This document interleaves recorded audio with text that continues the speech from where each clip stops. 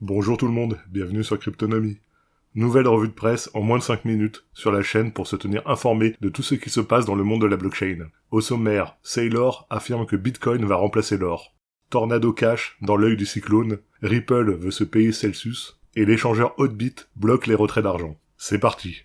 Saylor affirme que Bitcoin va remplacer l'or. Malgré le récent krach boursier, des acteurs notables du secteur de la blockchain pensent toujours que le Bitcoin peut remplacer l'or en tant que valeur refuge en cas de crise. C'est tout particulièrement le cas de Michael Saylor, le PDG de MicroStrategy, qui a déclaré que l'or subirait une dévalorisation de son cours par rapport à Bitcoin. Celui-ci pourrait être bien plus rentable et sécurisé comme placement long terme que l'or. Cependant, Saylor a reconnu que le chemin sera encore long et périlleux. Nous subirons encore de nombreuses vagues haussières ou correctives. Ce qui fait la force du Bitcoin pour Saylor par rapport à l'or, c'est sa possibilité de servir de monnaie d'échange et sa régulation grandissante dans beaucoup de pays. Concernant les inquiétudes sur la volatilité du Bitcoin, Saylor déclare que les investisseurs long terme ne devraient pas être perturbés par ces fluctuations de prix.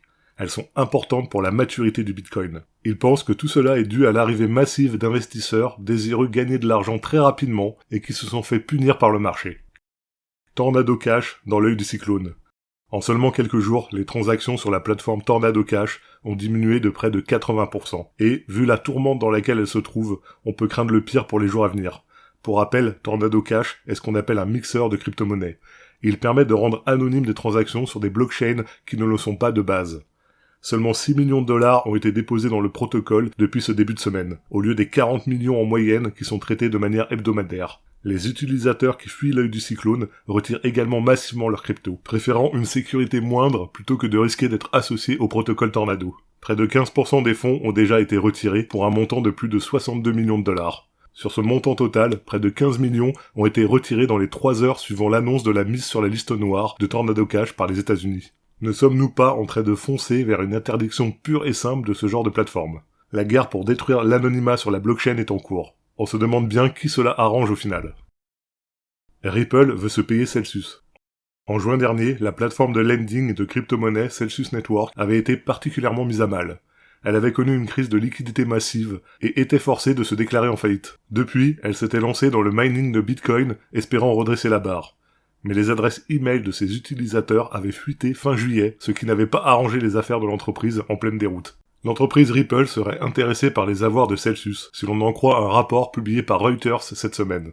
Ce que l'on sait également, c'est que Ripple aurait souhaité être représentée dans l'affaire judiciaire entourant la faillite de Celsius, et ce, même si elle ne fait pas partie des plus gros créditeurs de la plateforme. Pour l'instant, ni Celsius ni Ripple n'ont communiqué sur le sujet. Rien n'est donc encore fait. En tout cas, cela montre que les fonds du géant continuent d'intéresser et que le malheur des uns pourrait faire le bonheur des autres dans un écosystème en pleine croissance. L'échangeur Hotbit bloque les retraits d'argent.